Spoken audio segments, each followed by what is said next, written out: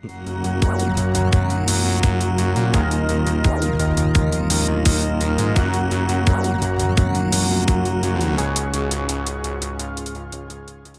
my little cultists. Welcome back to Delete Everything Podcast. We are back with another monthly mini. These are our monthly bonus episodes, short episodes that we just kind of touch on, maybe do a little addendum on something from within the past few weeks that we've recently covered. So basically every month we're going to do this and you'll get a little extra, 45 minute or so, 45 minutes to an hour. Sound right? Episode? Yeah. Yeah. So quick intro. We're not going to do the whole big old thing that we normally do. Go to whatever streaming app you're listening to. Give us a review and a rating if you like us. If you're on Spotify, leave us a comment on the episode. You can also rate on Spotify. Follow us at Delete Everything Podcast to see photos for all of our episodes. So if you're listening to this or any of the previous ones, you can go on and see corresponding photos for those. YouTube stuff is still rolling out. We have all the episodes on there.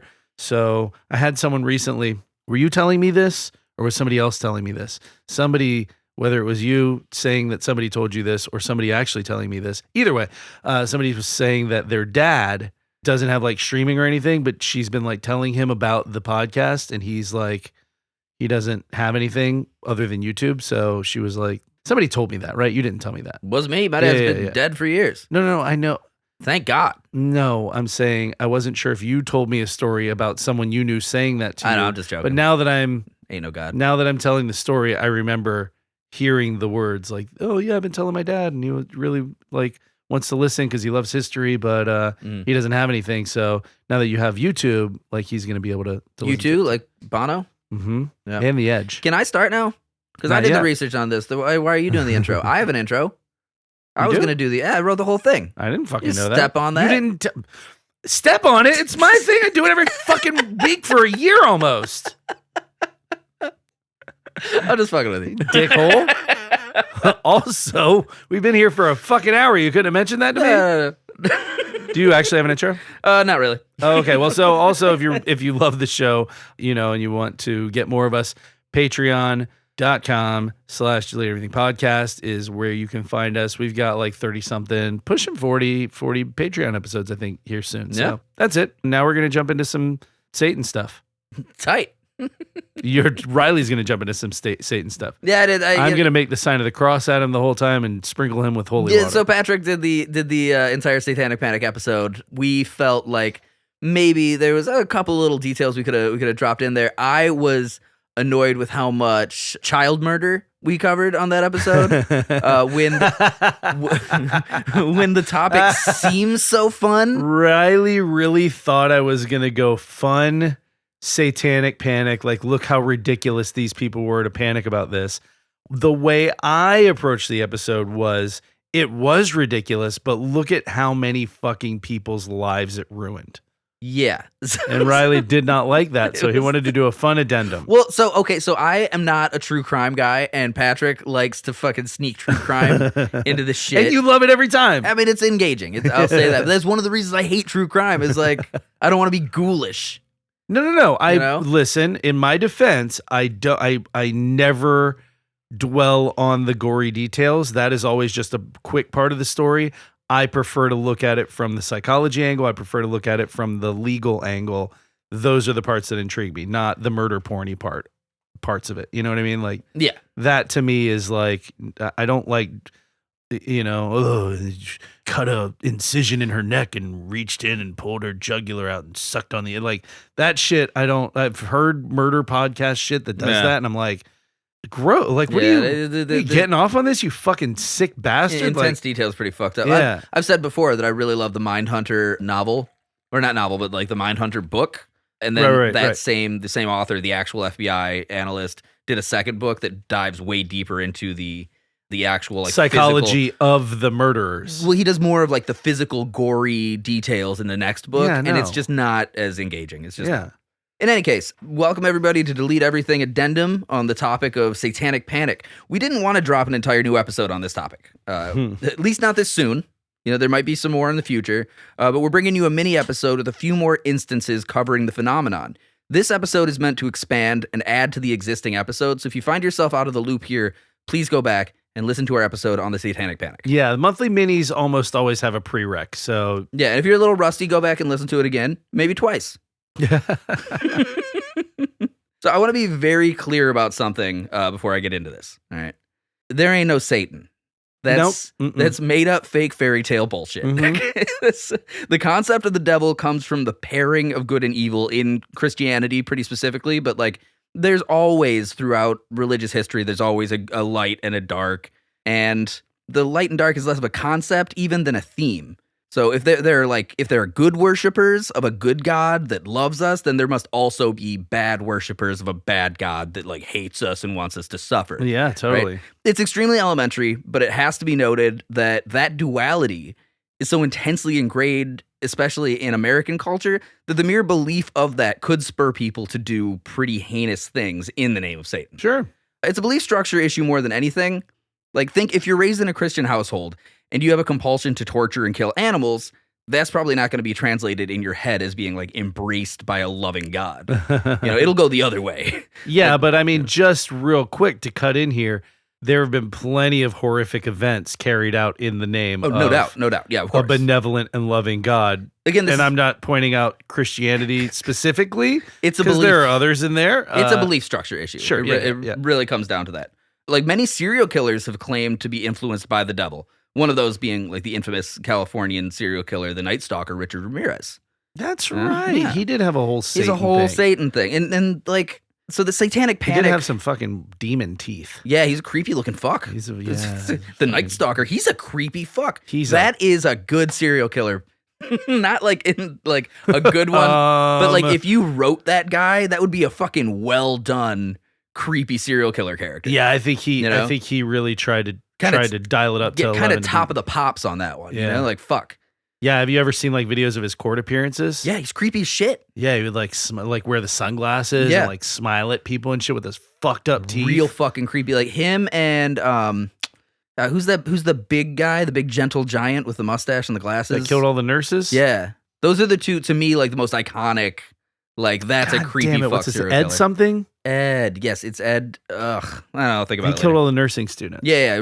Another real creepy fuck, but he was like the nice guy, like.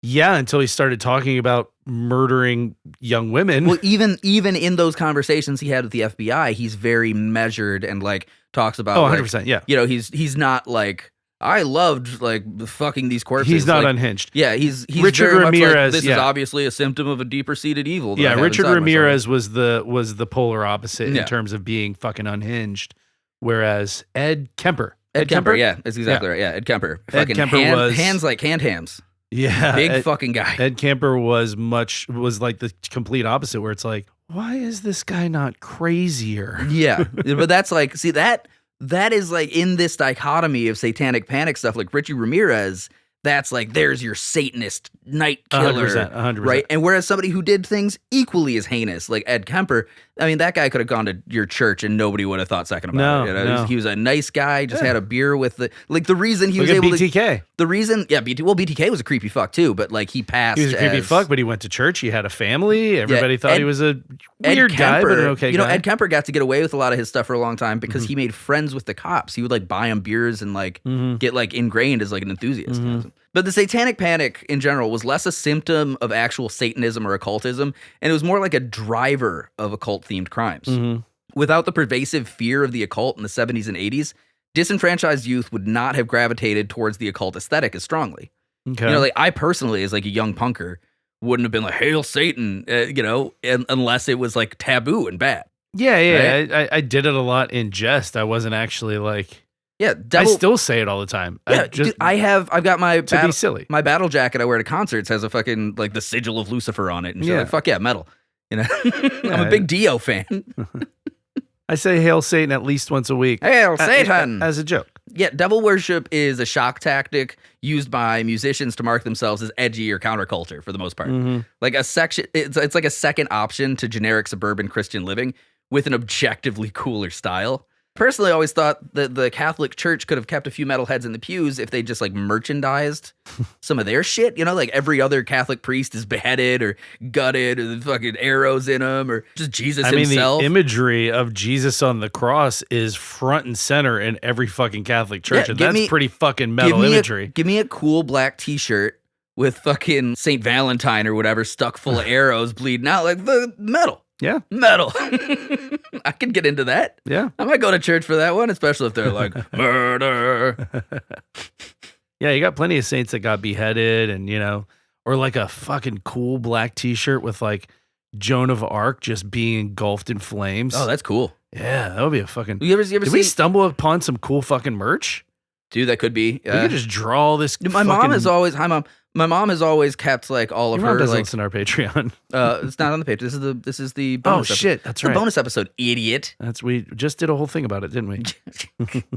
But she always like kept a lot of the Catholic imagery stuff from when she was growing up because she was raised Catholic. Yeah, you know, so like we've always had reliquaries and weird shit and saint cards and murder imagery. Same.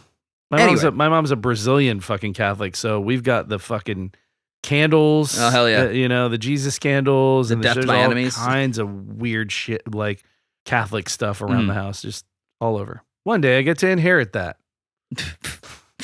Cool. Yay! Burn all the candles. That'd be great.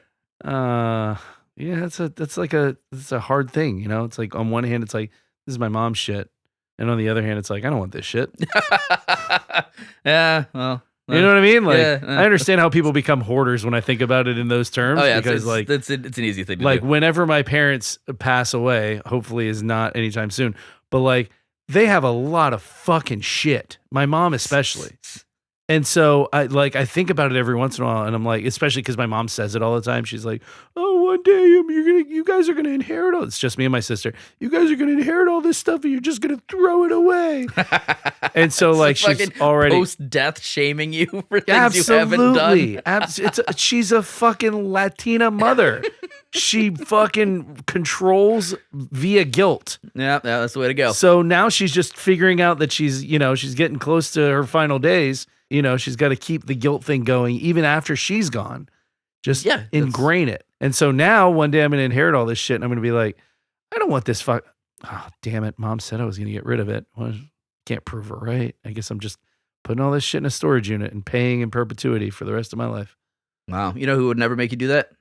Who? Satan. I thought you were going to say a white mom.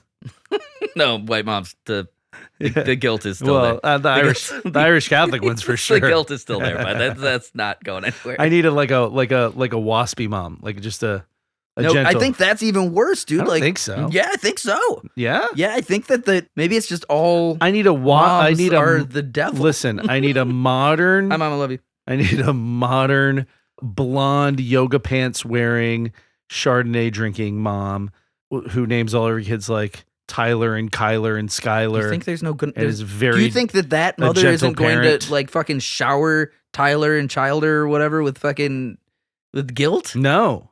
I gave up my youth for you. No. I'm talking about the moms that you like see the 5-year-old kid punch her in the nose in the middle of fucking Target, and she's like, "Skyler, we don't punch. We don't punch, Skyler. Fine, I'll get you another Minecraft toy." Just don't hit me again, Skylar. So the vast majority of crimes where Satan is referenced, like that time where Skylar shouted "Satan" and then punched his mom in the mouth at Target. That was when he was 7. Yeah, that's when he was 6. 6.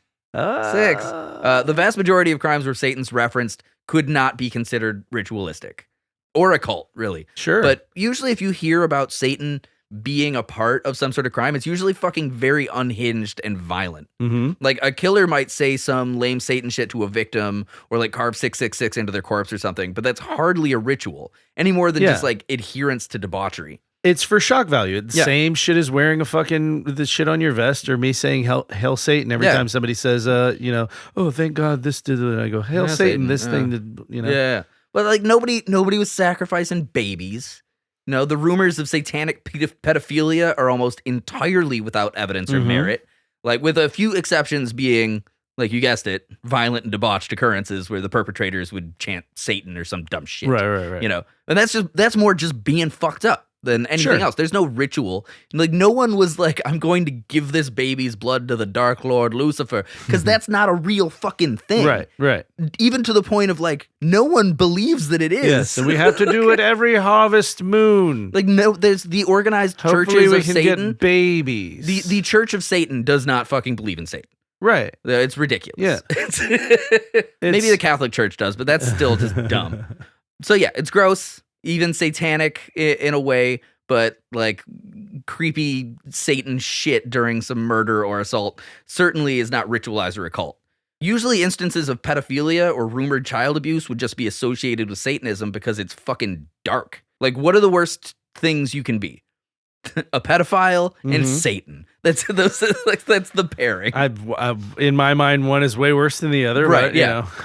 There's even a chunk of satanic panic cases that are lumped into a grouping of daycare sex abuse hysteria. Which we talked about with the McMaster's trial. Yeah, but I'm sorry, McMartin. We mentioned a couple of them, but like it was a little more widespread. It was. Generally, like there is a term, daycare sex abuse hysteria, that's referred to this exact time period that gets lumped into satanic panic. We talked about the McMartin preschool case on the full episode, but that was not the only example of daycare sex abuse hysteria by a long shot. There was... I brought up that other preschools got caught up in it, but I didn't... Right. We didn't have time for me to get into more examples. Yeah, it's a slight trigger warning here. We're just going to run through these. This is a very short episode. We're just do a couple of addendums real quick. Hell yeah. There was the country walk case wherein a married couple, Frank and Ileana Fuster, who ran a babysitting service in the country walk suburb of Miami in 1985, were accused of multiple counts of sexual abuse against children. The alleged victims testified that Frank Fuster led them in satanic rituals and terrorized them by forcing them to watch him mutilate birds as a warning to those who would reveal his abuse. There was a little extra stink on this one because Frank actually was a child molester, having been convicted of previously molesting a 9-year-old. And he was running a daycare? I mean, Miami, man, what are you going to do, right? I mean, this is one of those cases. It's like, it's unfortunate in general all around because there's no getting out of that, buddy. Like, no. You're fucking... I feel like even with Ray Bucky in the McMartin trial, like we've talked about this off mic. Once you get accused of something like pedophilia You're done. in the court of public opinion, done. you are fucked. That's it. You're fucked. There's no coming back from that. Like, I don't care who it is. If I heard so-and-so is a pet, like that's seared into my mind forever. Literally just someone saying it without any backup. Exactly. If you, I obviously wouldn't recommend this to anyone. This is a horrifying thing to do. But if you just fucking hated someone and just started spreading a rumor they're a pedophile, it would ruin their life. Probably. Yeah. Like it's just an evil, hard thing to do. It's one of those things that immediately just, once your fucking brain hears it, you cannot undo that. So in the Fuster case, testimony from the children in the case was elicited by child psychologists from the University of Miami that resorted to coercive questioning of the children when the desired answers weren't forthcoming. Frank Fuster's wife, Ileana, first testified against him, but later recanted her testimony. What? Saying that she had been kept naked in solitary confinement and subjected to other forms of physical and emotional duress under the orders of then state's attorney Janet Reno until she had agreed to testify against her husband. Oh. And then the police mutilate and sacrifice babies on an altar of Satan to obviously to coerce her. Yeah, it's like, don't make me cut these birds, lady. You better testify. Frank Fuster is currently serving a 165-year sentence in Dade County. Good. This case inspired a 1986 book and 1990 made-for-TV movie titled Unspeakable Acts. Okay. So was he also molesting the new kids, or was it just the new kids on the block? I knew you were going to say it as soon as it came out. No, the kids that were in the daycare, or was it just there's no substantiated evidence whatsoever. So he had a previous charge conviction for molesting a child and manslaughter that he had already served his time for and gotten out. Wow. Yeah, and then this comes around. And then he started a preschool. No, it's a daycare or a daycare. babysitting service. A babysitting service. And then again, like the McMartin trial, the kids had these wild stories. By the way, and I want to point this out. We talked about it with the McMartin school trial, and I know that in the stuff you're talking about, so much of this comes back to the way they would question kids at the time. And if you listen to this, what was that, Drew? Episode 53? Yeah, if you listen to episode 53, Satanic Panic, that one's where we talk about sort of get into the nitty gritty of questioning the kids. Coercive methods of questioning in general, hypnosis, incentive questioning, where it's like, if you give us this answer, we'll give you this toy or whatever, like shit like that was cross-contamination of answers. Yeah. And then like selective answer picking too is another thing where, a kid might give you 5 answers to something, but you pick the one 5 different stories. 5 different stories. You pick the one that's your narrative, and then you've got the documentation to back it up. Yep. So like they can give you 5 different answers, but if you only bring, page 5 to the case, then that's all anyone's going to know. I guess if your defense really sucks, they wouldn't ask for all of the tapes. Think about it like this. if you're in a jury, 12-person jury, you're already looking at somebody who apparently is molesting kids, and also, and we just talked about how that immediately turns a switch in your brain. You're also, I guess, I don't know, sacrificing dogs and whacking it to Satan. When they're reading the evidence that's submitted first is going to be page 5, right? And that page 5 is going to be the one that says he did it. And then maybe the defense attorney is like, hold on, we've got the rest of this evidence here, and then read 30 pages of shit saying, no, too late. You already have the one. In most cases, a good defense attorney is going to be like, bring me all the tapes, and he's going to go, okay, Billy gave 5 different versions of the same story. Yeah, this is the one the prosecution is using to push this narrative. Here are the other 4, and play the tapes for the jury. But you're right. Again, it comes back to that. Once you hear the word pedophile, man, once it's out, it's out. That's court of public opinion. You're fucked. Yeah, you can't paint in clean clothes, man. It's gonna get on you somewhere. There's no way around.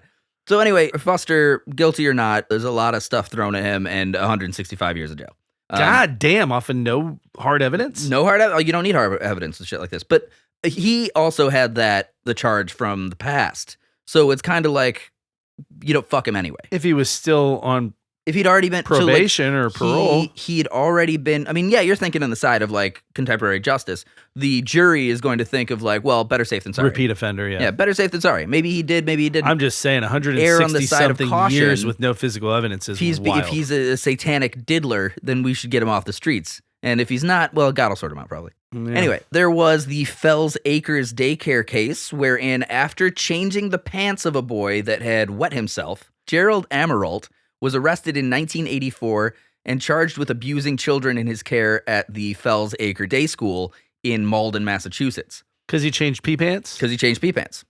After finding, what would be the charge if he let the kids stand around in pee pants all day? Child abuse. Okay. After finding a teacher had changed his pants, a boy's mother and uncle questioned the boy for months until the boy corroborated sexual abuse. Oh my God. Amirault was convicted of assaulting and raping 9 children, along with abuse convictions passed on his sister and mother, who also worked at the school. Over the course of the trial, more and more testimonies of abuse were filed, becoming increasingly bizarre. Just like McMartin. Mm-hmm, exactly. The allegations included reports of robots, evil clowns, magic rooms, and animal torture. One of the prosecutors involved had commented getting confessions from children was like getting blood from a stone. Doubt was garnered by a Wall Street Journal reporter named Dorothy Rabinowitz, who stated, no sane person reading the transcripts of these interrogations can doubt the wholesale fabrication of evidence on which these cases were built. Amirault's mother, Violet, died in jail, and his sister was released with time served in 1997. 10 years. Wow. Gerald was released on parole in 2003. Wow. And there are dozens more cases, some involving ritualistic slaughter of animals, up to and including giraffes and elephants. Sure. Children being Those flown. are just available all over the place, man. There's one case where children... You want a giraffe? You want a giraffe? I'll get you a giraffe. This is America, dude. I'll get you a giraffe. You need a giraffe, dog? I got you. One of these cases involved reports of children being flown to Mexico and gang raped by Mexican soldiers. What child makes that up? Human sacrifice, at least one account of chainsaw dismemberment of a passerby, ritualistic ceremonies with hoods and candles, abuse of children by cults at a devil church run by a sect hidden in a police force. That one's probably real. And a myriad of other insane claims made by children under duress. Here's the crazy one. Okay. There's several of those are crazy ones, but all right. People hear this, and again, we talked about this more on the original episode, this moral panic that people just get swept up in, especially if you're a red-blooded, God-loving, God-fearing, red, white, and blue dick grinding son of a bitch. Dick grinding? Yeah. My name's Dick Grinding. I was just getting into my Sam Elliott. If you're a hard dicking, red, white, and blue, blood pumping, Jesus, God loving, fearing, big dick American, it's hard not to get caught up in this crazy panic, right? But take a fucking step back. Yeah, none of this is to say that giraffes and elephants. Where do you get a giraffe and elephant? The zoo? You don't think the zoo's gonna go, hey, we got a giraffe and or elephant missing? Is in on it, dude. But they're just wholesale importing giraffes and elephants. Or okay, fine, I'll do random passerby on the street getting dismembered with a chainsaw. Nobody reported that crime. That was just a guy who didn't have anybody, who just disappeared with a puff of smoke and blood. Yep. And fucking a pink mist. Hey, what's going on here with this Satan ring? And nobody. Yeah, that's what I'm saying. Is take a step back and just apply a tiny amount. I know that critical thinking is in short supply these days, but apply a small amount of critical thinking and go, maybe keeping the kid in the fucking room for 5 hours and questioning them incessantly is not the route to go. There are examples of studies done. And feeding them information from what other kids maybe did or didn't say, There's plenty of studies at this point. One particular one, I don't have the stuff drawn up, but it was just in the research I was doing today. There's a study where if you put children under 10 years old, in a room for an hour and ask them nonsense questions, they're going to answer like they're real questions because they expect you to be giving them something to work with. Right. Right. There was a study where a psychologist was talking to a kid and he'd say things like, is yellow heavier than blue? And the kids would be like, no, I think blue's heavier. Yeah. Because I've been sitting in this fucking room alone for an hour and I just want you to ask the shit you want to ask me so I can get the fuck out of here. Yeah, questions like, is milk bigger than water? Shit shit like that. You'll get an answer out of them because it's coerced. Sure. So none of this is to say that you should not believe a child that is claiming sexual abuse. No, but most of the time... You should always take claims of assault or sexual abuse from anyone seriously. 100%. But if they include claims of drinking elephant blood, they might warrant further examination. Most children, if you just engage with them and are, pleasant and non-abusive toward them, will fucking tell you. They'll tell you if something fucked up's going on. Yeah. I mean, kids are brutally honest for the most part. Yeah. All you have to do, you don't need to fucking grill them like they're in a goddamn fucking police interrogation. All you got to do is hang out with them and show them a nice day. And, go, hey, how's everything going with school? Hey, how's everything going at daycare? So hey, how's everything going with mom and dad? They will fucking come right out. They don't understand the consequences, which is why you can get them to repeat insane shit like, yeah, some guy was just walking down the street and the fucking pastor took a chainsaw to him, just fucking ground him up right there for Satan, dude. Regardless, I want to get off the pedophilia angle because we've covered that a lot now at this point. Yeah, I was going to say, I thought you were doing a fun one. Well, you asked me to do the pedophile part, you assorasshole. I prove it. I have the messages. The court of law. I have the goddamn messages. Prove it in the court I of will. Law. Lawyer up, fool. So let's get on to some fun murders. In the summer of 1984, 17-year-old drug dealer and self-professed Satanist Ricky Casso murdered his friend Gary Lars in the woods of Newport, New York. This is a dick move. Yeah, it was. Well, he was high on mescaline. You don't think of mescaline as a murder drug. I'm going to take mescaline. I'm going to kill Gary. I heard ME come out and I thought you were going to say meth. According to the coroner's report... Mescaline doesn't seem like a kill drug. According to the coroner's report, Casso allegedly stabbed his friend 36 times and sliced out his eyeballs. Jesus. Which led media propagation that the murder was ritualistic in nature. This is, again, one of those... Because a sick fuck can't just do sick fuck shit. One of those fucking situations where he could have been like, Satan, Satan, but it's not fucking ritual. Right. It's not backed by anything in a cult. It's just somebody being a fucking asshole. Somebody who's delusional and deranged. Jimmy Troino and Albert Canones, who were friends of Casso and Lars, were also present at the crime and told police that Casso commanded Lars to say you love Satan before he took his life. Lars replied with, I love my mother. And then got stabbed 30-something times in his eyeballs. Stabbed in his eyeballs. Doinked out. For weeks following the murder, Casso would lead local teens into the woods to show them the body and brag. For months? For weeks. Weeks. He told some that he killed Lars because Satan told him to. He believed that the devil had manifested in the form of a black crow, and when its caw coincided with Casso asking if he should take Lars' life, he interpreted it as Satan's approval. It sounds like Casso needs some fucking mental health counseling. I feel like perhaps he should have gotten some in his life before he murdered someone in the woods. And probably not mescaline. Why don't you do what everybody else who takes mescaline does and just sit for 2 hours and listen to Radiohead? Drugs are dangerous, Normal guy. I mean, like, I've done all the drugs. Drugs are dangerous. Like, if you're not a mentally stable person, drugs can be you get lost. Very fucking detrimental. You get lost in that shit. I have some family background on that shit. It's fucking tragic and awful. And if you're not stable, it can send you in weird fucking directions, you know? Very much so. So for months afterwards, the media presented Casso as a Satanist who was part of a cult, further fueling the hysteria that was engulfing America. The Knights of the Black Circle was supposedly the name of the sect Casso had been a part of, although there was no evidence to suggest. Yeah, Knights of the Black Circle. That's a fucking rad band. That's not bad, yeah. But I mean, kind of a poor taste. Well, yeah, now it's been tainted. Yeah, bummer. It's just like when we talked about Sundown Town, sounds like a cool band name until you know what a Sundown Town is. No good. And then you go, wow, fuck. So yeah, that was supposedly the name of the sect Casso had been a part of, although there was no evidence to suggest anything of the sort. A press release following the incident was released by Suffolk County Police, claiming that Casso regularly partook in rituals honoring the devil. The notion that Casso was a devil worshiper was further backed up by his own father, who claimed his son was obsessed with reading about witchcraft and wearing apparel featuring satanic symbols. On the day Casso was arrested, he was wearing an AC/DC shirt, for instance. Satan rules! Go to hell! And this led to the inevitable association between heavy metal and his atrocities by the media. Religious figures and concerned parents immediately started looking for scapegoats involved in here. Casso, it's one kid who's got an interest in some fucking shit that doesn't make him part of a cult. Fucking weird. He's a weird creep ritual stuff. Weird creep with mental issues. Yeah, that's like Satan, and then murdered someone. He's a fucking asshole. Yeah. But he killed himself in prison 48 hours after being arrested. God damn. Yeah, within 48 hours, he's like, oh, this was bad. Wasted no time. Yeah. Did they find him with a fucking pentagram drawn in blood and his eyes plucked out? Probably not. No, because he's not a ritual Satanist. Yeah, I mean, there's only a handful of ways. Fucked up kid. It's only a handful of ways to kill yourself in prison, so I don't think he did any of that. There's the old toilet paper up the nose and down the throat, or the chew your wrists. I think that's pretty much all you got.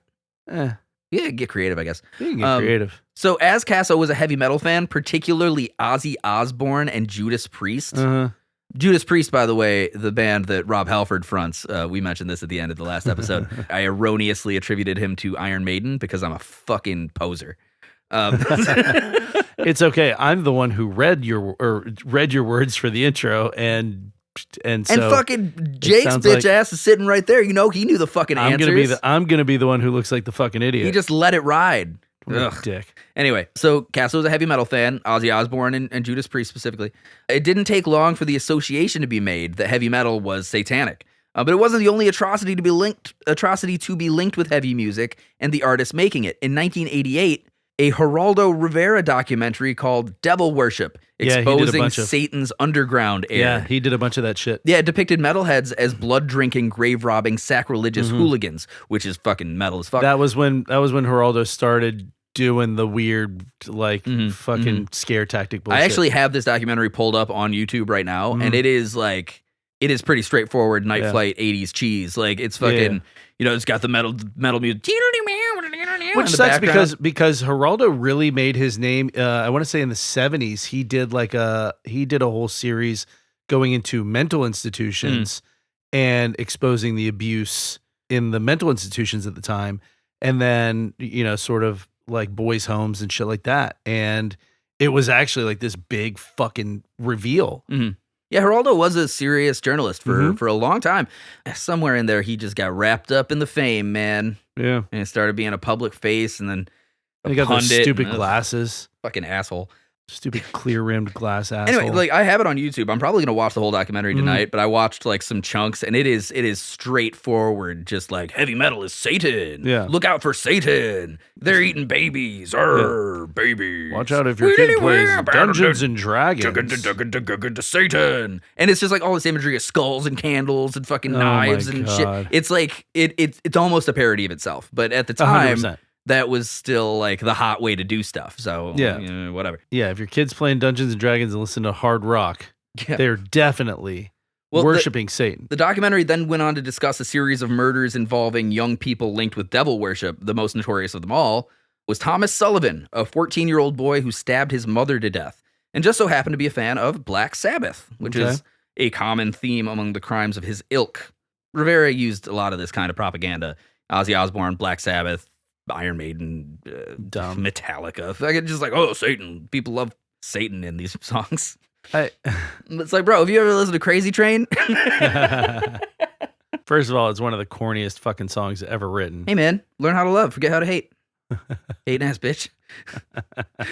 But Ozzy Osbourne appeared as a guest on this documentary via satellite. And when asked about the connection between his music and a number of the crimes that had been mentioned, he was more or less cut out before he could give a substantial answer. Well, probably because he was like, I mean, this was the 80s. He was still probably just like, I can tell you. Play the music. It was so, like, exposing. Pat, can you real quick do my favorite impersonation that you can do? Which one? Fozzie Osbourne.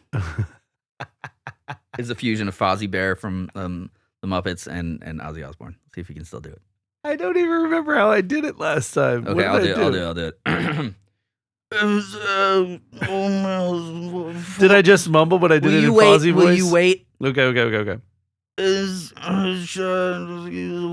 Fucking walker. Oh, that's right. So exposing. Sometimes when you do a fucking on the night show and on stage, it's just kind of fucking is your waka, you know, mate. So exposing Satan's Underground is a good starting point if you want to see like a big list of all this, kind of shit. The fear that heavy metal contained lyrics which encouraged people to do bad things was never more prevalent than in 1985 when 20-year-old James Vance tried to sue Judas Priest.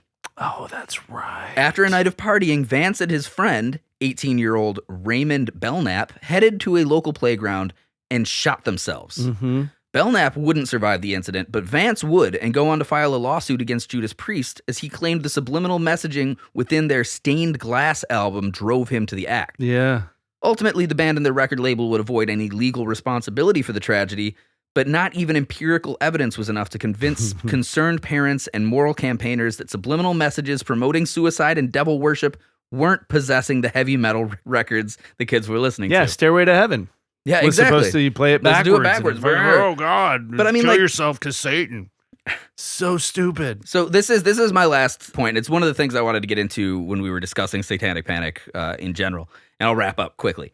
But in 1985, a committee known as Parents Music Resource Center, spearheaded by Tipper Gore, made up a playlist of songs that they deemed inappropriate based around this sort of satanic panic. Oh my God. Right? The list was dubbed the Filthy 15 and was used to serve as a template for proposed legislation regarding how albums should be rated, suggesting that they should come with extra warnings if the content pertained to sex, violence, drugs, alcohol, or the occult. Mm-hmm. Of the 15 songs, 9 were metal, including Judas Priest's Eat Me Alive, Motley Crue's Bastard, sucks, AC/DC's Let Me Put My Love Into You, Let Me Put My Love Into You.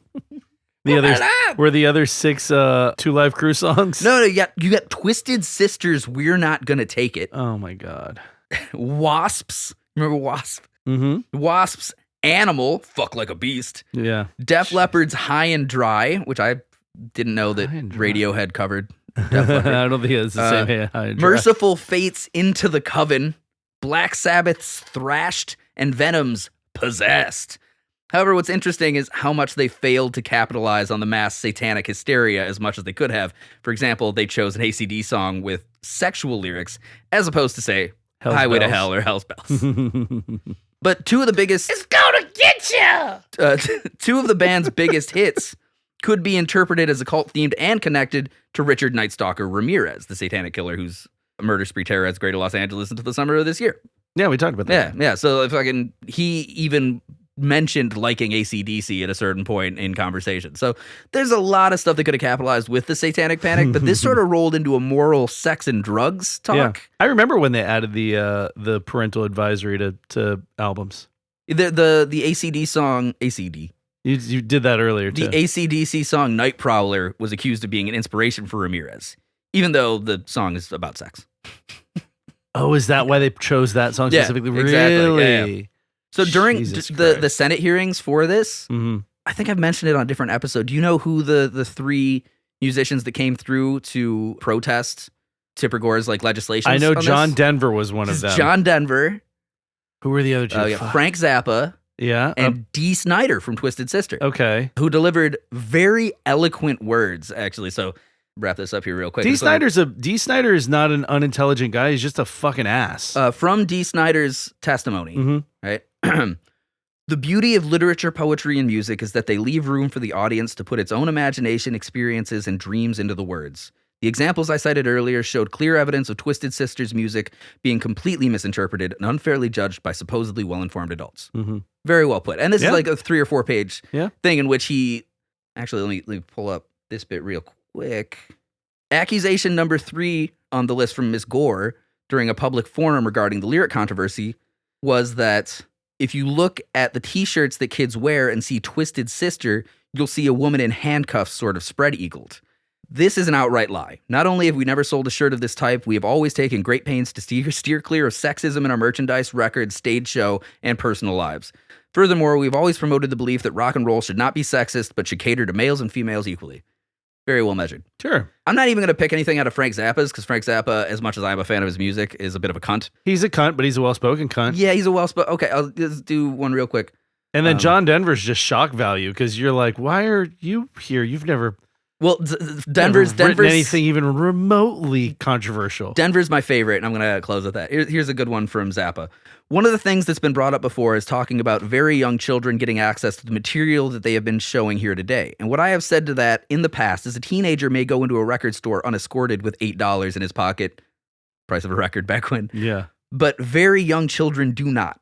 They go into a record store, the $8 is in mom or dad's pocket, and they can always say, Johnny, buy a book. Johnny, buy this. They can say, Johnny, buy instrumental music. There's some nice classical music for you here. Why do you not listen to that? The parents can ask or guide the child in another direction, away from Sheena Easton or Prince or whoever else you've been complaining about. There's always that possibility. Yeah. And then I think he said some inflammatory shit. But I was going to say, the problem with Frank Zappa is he's very intelligent, very well spoken. He always has this air of smug. Smug. I'm a huge fan. I've listened to I think every album of his, which is a lot of fucking albums. Yeah. But a smug fucking asshole. Yeah. Always very smug, very smarmy, very I'm smarter than you, so exactly. Shut up. There's a huge air of smarter than you, which in many ways is right because he was brilliant. He's a very smart guy. But fuck. But dude. if you want to be a smart guy and you want to be listened to, you don't have that air of I'm smart, you're dumb, shut up. Here's a good one. This is John Denver, and I'm going to close with this because this I think is a perfect encapsulation of the panic surrounding inflammatory content. Right? John Denver says, I've had in my experience 2 encounters with this sort of censorship. My song Rocky Mountain High was banned from many radio stations as a drug-related song. Stupid. This was obviously done by people who had never seen or been to the Rocky Mountains and also had never experienced the elation, the celebration of life, or the joy in living that one feels when he observes something as wondrous as the Perseid meteor shower on a moonless and cloudless night, when there are so many stars that you have a shadow from the starlight and you're out camping with your friends, your best friends, and introducing them to one of nature's most spectacular light shows. I want to see Zappa's face while he says this. Zappa's probably like, fucking nerd, shut up. I honestly, I bet you Zappa was kind of like, yeah, that's good. Zappa was probably like, this is a good ally to have right now. Yeah, I think Snyder and Zappa are both like, fucking Denver's here? I know, that's cool. Crazy. Anyway, yeah, so that's a little addendum onto Satanic Panic and where it led into censorship and things like that. Mr. Sunshine on my fucking ass, John Denver. So thank you guys very much for tuning into this short episode. Yeah, monthly mini. Just to expand on the Satanic Panic episode a little bit. Hell yeah. If you have any comments, you please send them to deleteeverythingpodcast@gmail.com. Yeah. Rate, review, subscribe, and thank you very much. Bye. Bye.